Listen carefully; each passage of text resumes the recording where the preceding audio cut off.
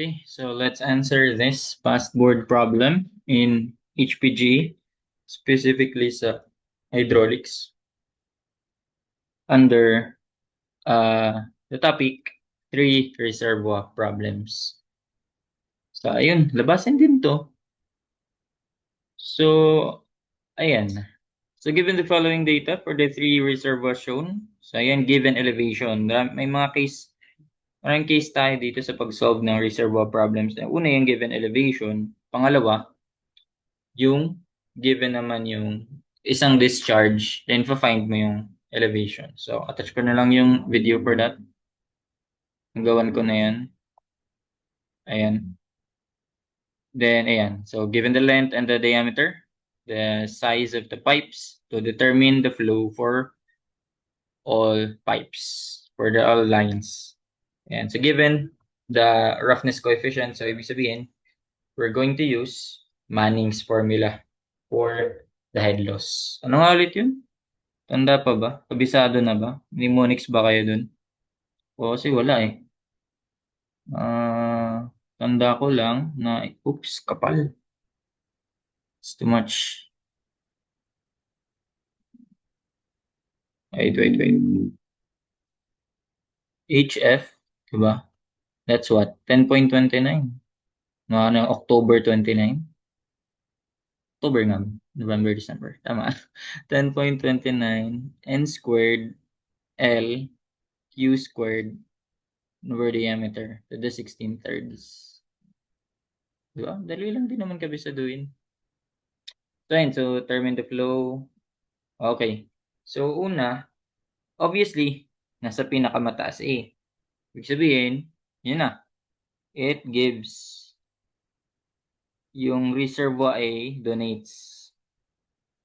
And nasa baba si C, ibig sabihin, nagre-receive siya. No? And si B ang hindi natin alam. Itong si B, either nagre-receive siya, nagre-receive si B, again, by concept, yun nga, if, dito lang sa baba. Ayan. So, if QA sa reservoir A is greater than Q3, so mas marami daw to kaysa dito. Ibig sabihin, nagre-receive si B, 'di ba? B, oops, ng rule dito. I before E. E before I. Okay, so, yun nga. I before E except after C. Di ba yun? For English. So, yan. So, if QA naman is less than Q3, ibig sabihin kinulang to, edi magsusupply to. B donates. B gives. B supplies. Parang pangit naman ang B gives. Parang hindi naman smart word. Cherries. B supplies. Ngayon, so una, check muna natin by assuming na yung junction is, wow, saktong-sakto nasa mismong reservoir B. 'Di ba? Ibig sabihin, yung distance between itong E, ayan, yung distance between elevation ni A and yung water surface, elevation ng water surface na A sa elevation ng water surface ng reservoir B ay the head loss. Yun na yun. Then ganun din dito. 'Di ba? So yun yung unang assumption natin dyan eh. I-red ko na lang. Hindi ko na gagamitin yung arrow na red. So HF, kapal uli. Ano ba dapat? 2 lang. HF, pangalanan nating 1. Tapos ito HF 3. 3 na lang, no? HF 3. Head loss na 3. Ganyan. O, paano gagawin natin? Check muna natin yung QA. Diba? So, ito, modify natin to. So, pag i-modify natin to, express natin, let's make Q the subject of the formula. So, Ayusin na agad natin. Q yan. Natitira siya dyan. Show. So, h of f times d raised to 16 thirds. D raised to 16 thirds. All divided by 10.29 by n squared times L. No? Then, since q squared yun, naka-q squared dapat to. So, eliminate natin. Apply square root on both sides. So, pag nag-square root ako dyan, tanggal naman na yan. So, dito na lang ako maglalagay na. Ayan. So, sige, solve natin yung QA at QC. Then, doon natin makikita if ano nga ba? QA and QC. Okay, so square root of head loss, friction ko na lang F. Trip ko lang. Then diameter, yung diameter, gawin ko ng naka-millimeter. So, magdi-divide na ako by 1,000 dito pa lang. No? Gawin ko ng in meters. So, naka-millimeters yon, di ba? Divide by millimeters, millimeters. So, raised to 16 thirds. And that will be divided by yung 10.29. N squared, constant naman yun. Ano yung 0.011? Roughness coefficient. N squared times the length. Ipangalan ko na lang as x. So, ayan, for QA, head loss. So, ayun, may elevation tayo dyan eh. Yan na yun. Hindi ko pala nilagyan, no? So, ang HH1 natin dyan ay elevation A minus elevation B. So, ayun, 30 minus 24. Diba? Ito, lagay ko pala dito. Lagay ko na lang to. Wait. Wala cursor ko. Ayun. Nagluloko pa. Una, dueling lang ako. So, LFA, elevation 30. Elevation yan ay 30 meters. Where sa B, dito na lang. Elevation 24 meters. Pangit na sulat ko. Elevation C ay 15 meters. Dito na lang. 15. Tama, 15 meters. So, ayun. So, 30 minus 24. So, that's 6.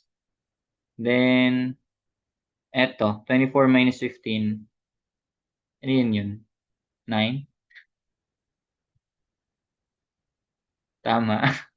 And then, 12. 9 meters. Right? Left. Left? Right. Ayan. And then, ayun. Substitute na natin yan. Wait lang. Naglolo ko. Ayun. So, friction, head loss for A ay 6. Oops, sumobra 6. Then, yung diameter at A ay, ito yung gagamitin muna natin. So, length and diameter para sa A ay 1, no? Diameter muna. So, 300. Tapos, ang length niya ay 1 to 20.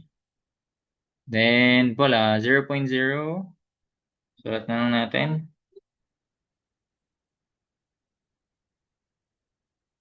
0.08. Okay na siguro yun, no? 0.082 na lang. 0.08.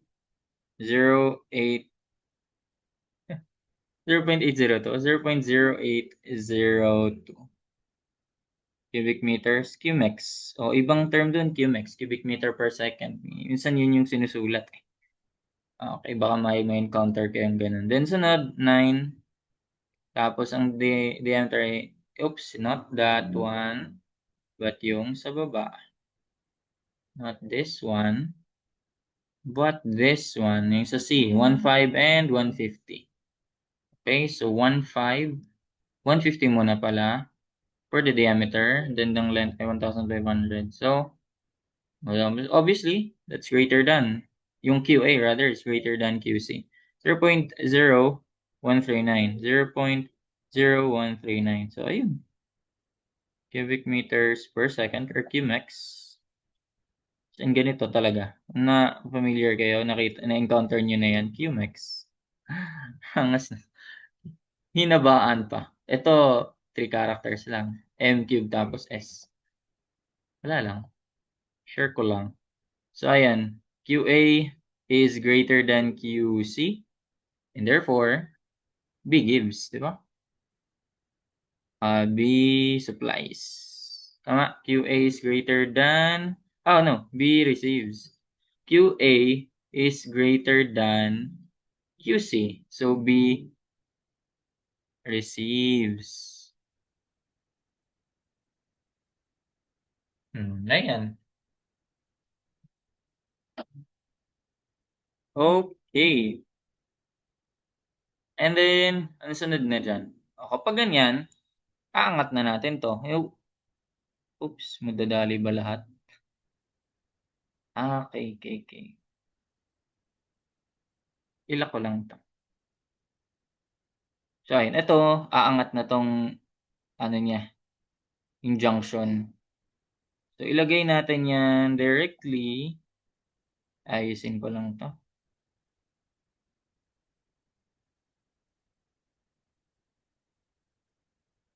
Tayo mag-move for a while. 24 meters. Ay, aangat siya.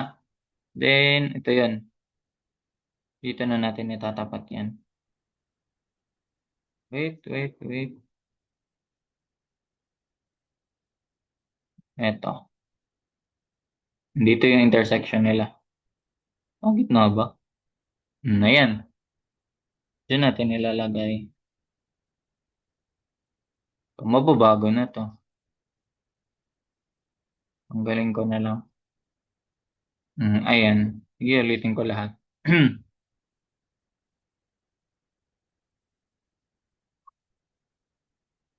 Hindi pala naglaso na lang ako. Ayan. So, ito na yung bagong junction. And ito na yung HF. Ito na yung bagong HF1. Ito yung bagong HF2. Ay, nawala yung ano ko dito. Na. Duplicate ko na lang. Ito naman yung HF. Ayan. So, ito naman yung HF2. Galing sa junction papunta sa water surface ng reservoir. Then, ito naman yung sa HF3. Ayan. Okay, so substitute natin, ay ilagay natin HF1 na to. Ito naman yung HF2. And ito naman yung HF3. Okay, so paano na yan? Ibig sabihin, B receives. So, ito pala. Ganito pala siya. Sobra-sobra yung kay Q1 eh. Di ba? Eh B receives. Kapag ganyan, okay. Anong mga equation magagamit natin dyan? Anong equation magagamit natin dyan? So, firstly, at point O, so ang papasok ay si QA, ang lalabas ay si QB at QC. Diba? Pangalan ko tong QA. Ito yung QB. Si Kurama. QC. Ayan. So, yan. Una equation ay QA is equal to QB plus QC. Okay, so that's the first equation. So, since three equations, three unknowns yan, meron pa tayong dalawa. Saan mo makakuha yun? Eh di, dun pa rin, sa head loss pa rin. Oh, notice that HF1 plus HF2 ay yung difference ng 30 and 24. Diba? So, yun pa rin yung 6 kanina.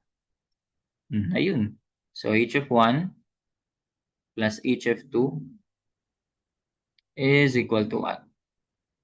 HF1 plus HF2 ay difference 30 minus 24.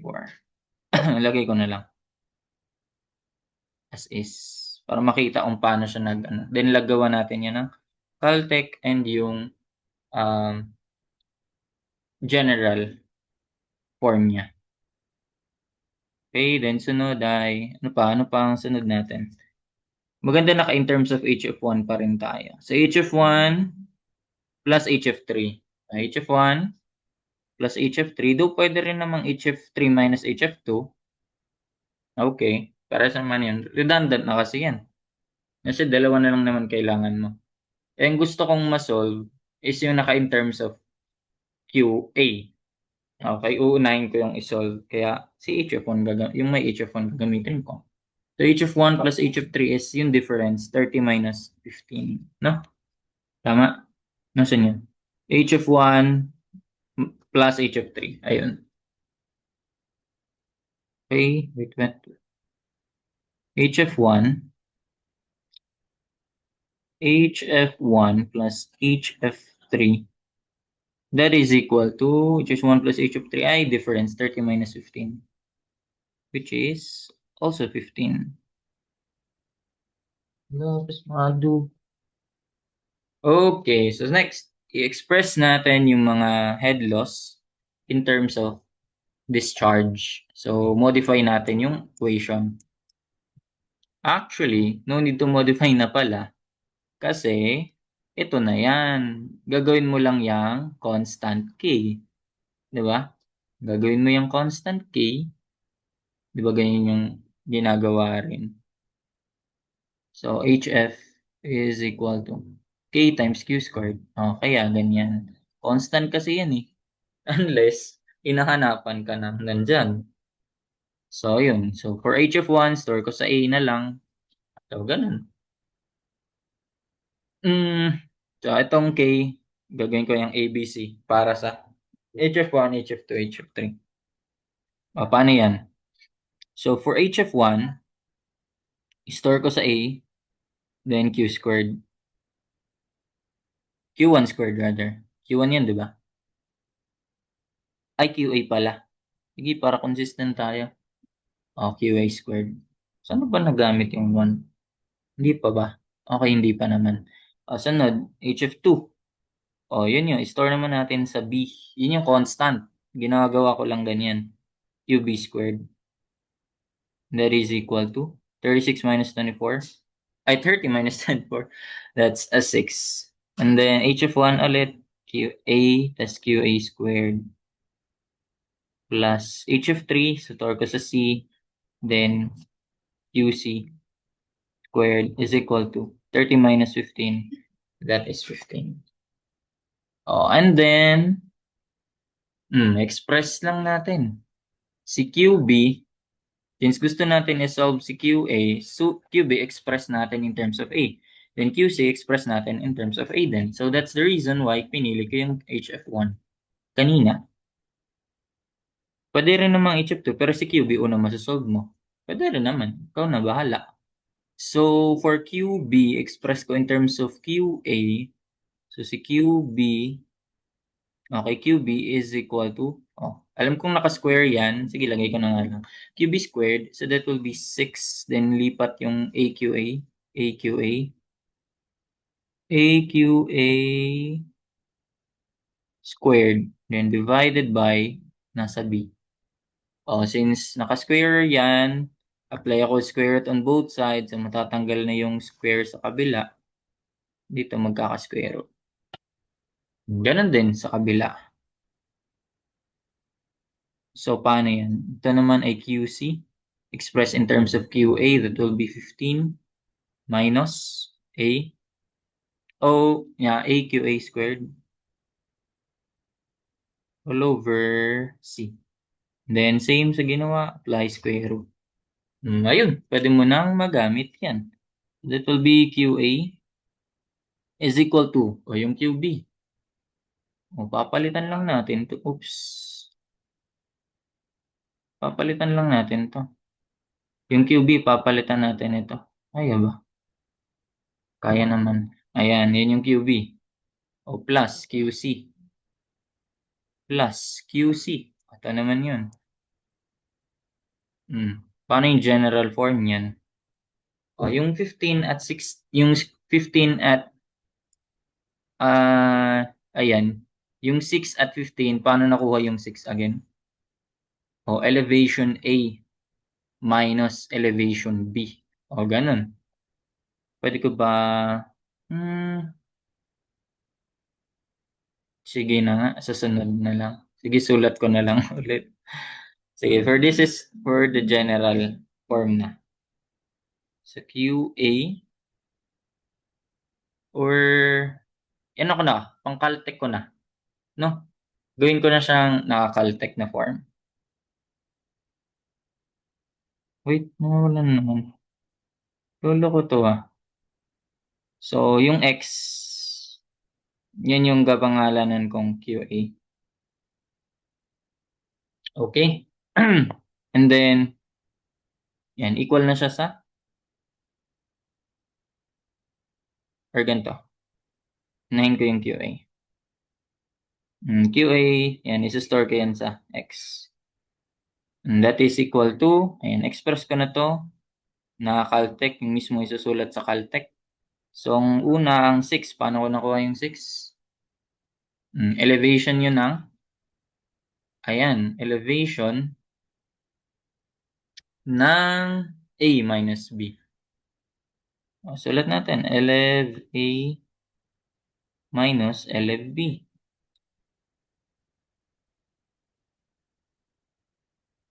Oops, kinulang. Eh, hindi na pala mabubura. Kala ko mabubura pa yan.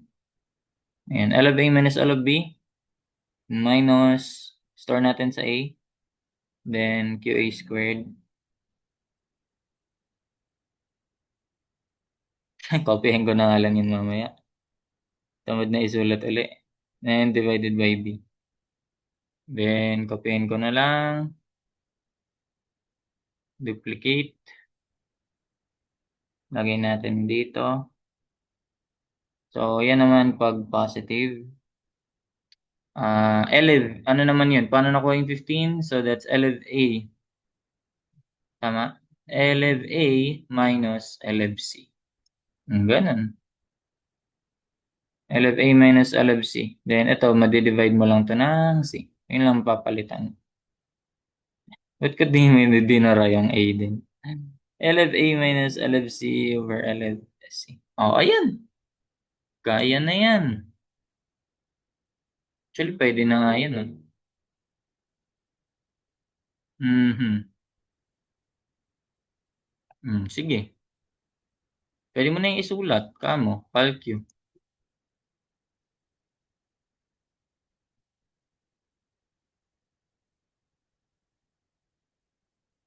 Sige, sige.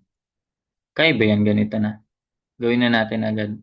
Elev A minus elev B. Oh, sige, okay na yan. 6. Tapos, minus A. Yung QA squared. Oops. Yun pala hindi ko napalitan, no? Pia, kalimutan ko. X na yan. Yan yung QA squared. Ayan. XX. X marks the spot. There we go. So, ayan. A x squared, oops, A x squared all over B. Plus, square root ng, ito 15 to, di ba? Minus A x squared all over C. Ayan. Calc na natin. Shift solve pala. Equate na ba yan? For A, balik tayo dun. Ito yan, ayan, 10.29. Niretso na, no? Sige, 10.29 by n squared. N squared, 0.011, 0.011 lang naman yun. Actually, dapat in-store na lang yung ano, no? Pinagpalit-palit. Sige, okay na yan. Nagawa na eh. 0.011 squared times the length ng A, ayun. 1220. Okay, divided by 16 raised to, D raised to 16 thirds. Diameter ay 300 or 0.3 raised to 16 thirds. Huh? 0.3 raised to 16 thirds. Kaya naman ang calcu eh. Kaso ilang beses mo nga lang ulit-ulitin, no? So, B ay 10.29 ulit. Pero kung ginawa mo na yun, in-store mo na siya before pa. 11 squared. Pwede rin naman yun. Kaya bahala kung paano nyo siya mapapabilis. So, clear ko na to. So, that is 900. And 10.29 n squared L divided by diameter 0.2 raised to 16 thirds. And finally, yung sa C, 10.29 by n squared, 0.011 squared, n squared, L, 1,500, Q squared, wala na yun, over diameter, 0.15 raised to 16 thirds. Ayan. Tagal wala. So solve for x, so 0.03, 0.05, 0.04, 0.1. Ano kaya? 0.05 tayo. As ano lang, assumption lang, para mapabilis yung pag-solve. Ayun, 0.04 ang nagwagi. 0.0434. So that's it. Yun na yung flow. Flow 1. Yun na yung Q1. Para makuha mo yung Q2 and Q3, so mo-modify mo lang to, di ba? Di ba Q2 and Q3 na yan? QB and QC na yan, di ba? Yan, yung buong ito. Ito is QB, ito is QC. So, modify mo na lang yun. Huwag mong i-exit, huwag mong i-exit yan. Tatanggalin mo lang x equals. Then yung plus, papalitan mo yan ng colon. Kasi pag colon, parang ano yun eh, parang isolve mo silang magkasunod. Pero di mo siya i-equal. Calc pipindutin mo. So, ayun, A, nakastore naman yun sa A, tapos B, yung X, di ba yan yun, yung Q1 natin, yung QA. Then yung B, then C, then, yan na. Ito yung sumunod. Ito yung QB. Nasaan yan? 0.0266. Ito yan. 0.0266. Low line.